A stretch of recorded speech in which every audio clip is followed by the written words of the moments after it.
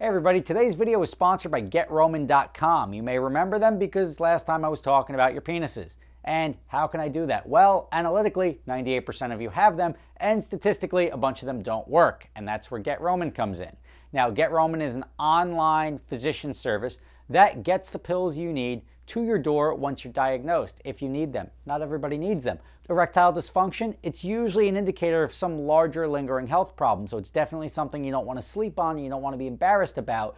GetRoman takes that embarrassment, that face-to-face, out of the equation. Guys, go online and get checked by the doctor. Erectile dysfunction is a problem that guys don't tackle, but with Roman, it's very easy.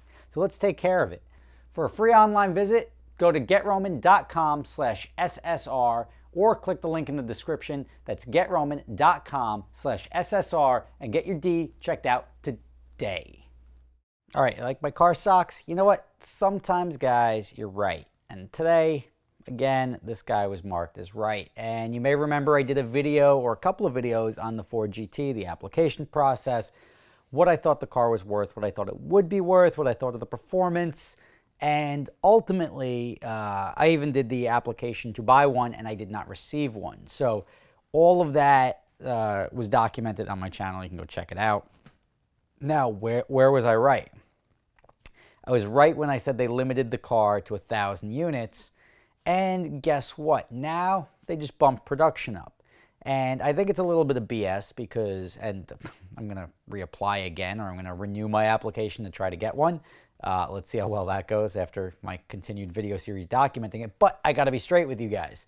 And they've now increased production by 35%. So now they went from 500 units to 1,000 units to 1,350 units. And what I said when I was concerned about Ford selling a car for $450,000 was that, well, that's great if there's 100 of them, but it's not really great if they make 1,000 of them, or if they make 2,000 of them, or they make whatever, they make a convertible version. That's going to drop the value on those cars, ideally, because there's not going to be enough people willing to spend $500,000 in a Ford. Now, I covered that. Now, the question is, why are they increasing production? Now, the PR answer was, well, it's easy. They're increasing production because the demand is outpacing it 6-to-1. There were 6,000 applications. Everybody and their mother threw in an application just to see if they would get approved. It was completely random as to who got approved. By my estimation, maybe 50 or 60 people through the application process actually got approved based off of that application process. Everything else was sort of nonsense. I know somebody getting 2 of them. The guy who car burnt down, they give him another serial number. I don't know. They definitely didn't assign 1,000 influential people and people with social media presences. They didn't give those 1,000 people. That application process was just sort of smoke and mirrors. It still exists because it now allows Ford to see who's interested in them. And to be honest, it was an undocumented car. It didn't have any performance results. It didn't have any comparisons. There was nobody out there doing very much to it. The only reason I'm jumping back in this game, and this is to me, let's just say a car, and I'm not helping my case here, but this is a car with the worst mated engine since the Shelby, the Shelby I'm talking about, the Ultimate, no, not the Ultimate Aero, what the hell was it called? The Shelby Series 1, there you go. Shelby Series 1 where Carroll Shelby had to stand in front of the Oldsmobile Aurora motor. For a cool looking 427 replacement, he drops an Oldsmobile motor into it. So I didn't see that as awesome at all. Nobody else did. This car, however, we're now, say, 20 years senior to that. So we're 20 years later. And, we're at that point where the last Ford GT was great because it was moddable. You could throw a bunch of horsepower at it. We're at that point where you don't really need much more. The 720S, the ZR1, these cars are so fast from the factory, they don't need anything else.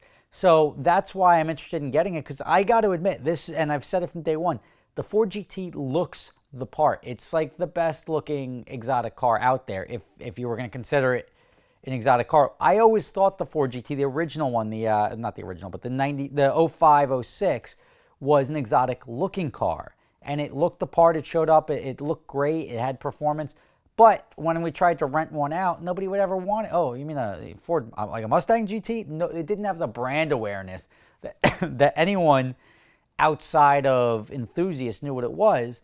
And even when we tried to rent it, everyone's like, well, okay, a Ford or a Ferrari, just give me, like, they would take a 360 over a Ford GT. Why? I thought the Ford GT was a much better car, but it was such a hard sell to them that we ultimately, a long story, we ended up selling it. I was buying it, but then the last guy to rent it before I bought it, crashed it, totaled, gone. So I still want to get the 05, 06 Ford GT, but I'm going to renew my application here for the new Ford GT. I think the increased production could have something to do with Ford trying to generate money. And, come on, that's nonsense. It's just the demand is there. I don't think there's 6,000 real applications out there when push comes to shove. If the car was selling for $450,000 and the question as to whether it would be worth $450,000 in a month were there, I guarantee that applications would drop from 6,000 to 500.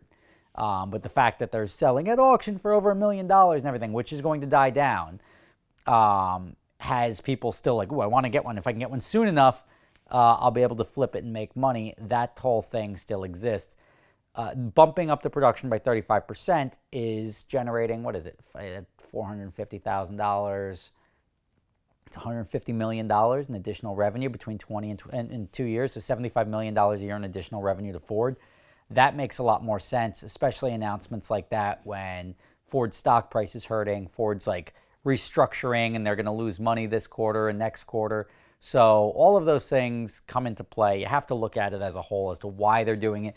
I'm just saying right now, I was right. I told you that there's nothing stopping Ford from increasing production. When they announced 500, then they went up to 1,000, now they're at 1,350. If they got people lining up to buy a car, even at $250,000, $300,000, they're just going to keep stamping them out. They're going to come up with a convertible. The next thing you know, there's going to be 3,000 of these things running around here because it's a $1 billion decision. It's not, we're concerned about enthusiasts. I'm not, well, you got your car. You bought it. You paid for it. Don't look at me that you wanted to make money off of it.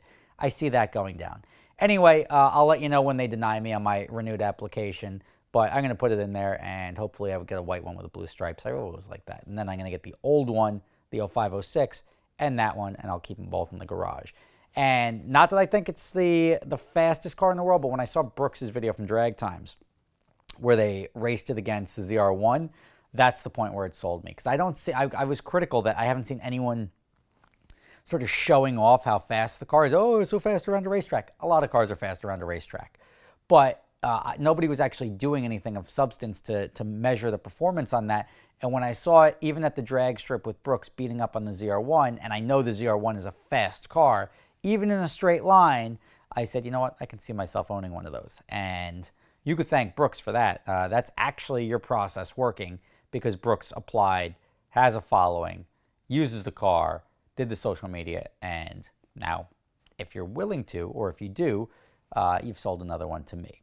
So stay tuned. There you go. I just wanted to point out that they're upping the production by 35% on the Ford GTs, which is good because it's a cool car.